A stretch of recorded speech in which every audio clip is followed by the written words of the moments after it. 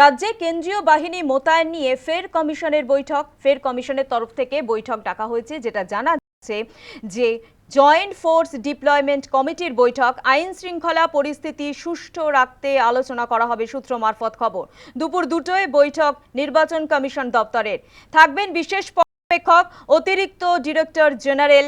বৈঠকে nodal officer সহ একাধিক শীর্ষ আধিকারিকরা তারা থাকবেন।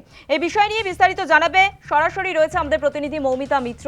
মৌমিতা, তোমার থেকে এই বৈঠক সম্পর্কে ডিটেলসে জানবো।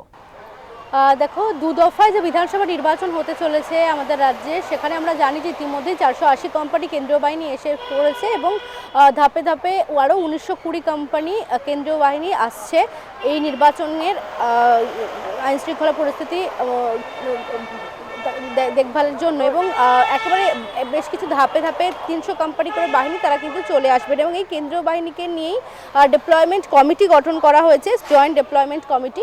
এবং সেই কমিটিরই আজকে বৈঠক রয়েছে। নতুন যে মুখ্য নির্বাচনী আধিকারিকের দফতর, শিপিং কর্পোরেশন অফ ইন্ডিয়ায় যে দফতর হয়েছে স্ট্যান্ড রোডে, সেখানেই কিন্তু আজকে বৈঠক রয়েছে।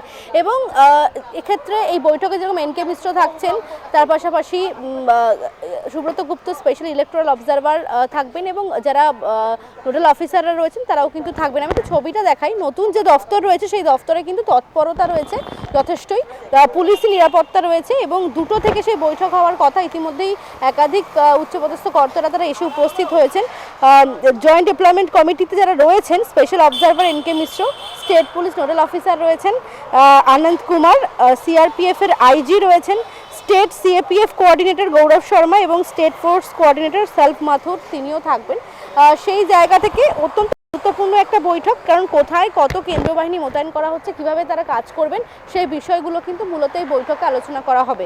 এবং ইতিমধ্যে তুমি জানো যে নবান্নের তরফ থেকে একটা নির্দেশিকা দেওয়া হয়েছে সমস্ত জেলা শাসকদেরকে বা পুলিশ সুপারদেরকে, যে যেহেতু আগামীকাল সাপ্লিমেন্টারি লিস্ট প্রকাশের একটা সম্ভাবনা রয়েছে, সেই জায়গা থেকে যাতে আইন শৃঙ্খলা পরিস্থিতিকে নিয়ন্ত্রণে রাখা যায়, কোথাও কোনো অপ্রীতিকর ঘটনা না ঘটে, সেই মর্মে কিন্তু সমস্ত জেলা শাসক এবং পুলিশ সুপারদেরকেও সেই নির্দেশিকা দেওয়া হয়েছে। এবং পাশাপাশি কেন্দ্রীয় বাহিনী যে ধাপে ধাপে বাহিনী আসছে ইতিমধ্যেই রাজ্যে, সেই বাহিনীকে কিভাবে মোতায়েন করা হবে, কোথায় কোন স্পর্শকাতর এলাকাগুলিতে কত বাহিনীকে কাজে লাগানো হবে, কিভাবে তারা কাজ করবেন, মূলত সেন্ট্রাল ফোর্সকে নিয়েই যে ডিপ্লয়মেন্ট কমিটি গঠন করা হয়েছে, যেখানে রাজ্য প্রশাসনের আধিকারিকরা রয়েছেন এবং কেন্দ্রীয় বাহিনীর নোডাল অফিসাররা রয়েছেন, সেই কমিটিরই মূলত আজকে বৈঠক। এবং সেই বৈঠক কিছুক্ষণের মধ্যেই শুরু হয়ে যাবে।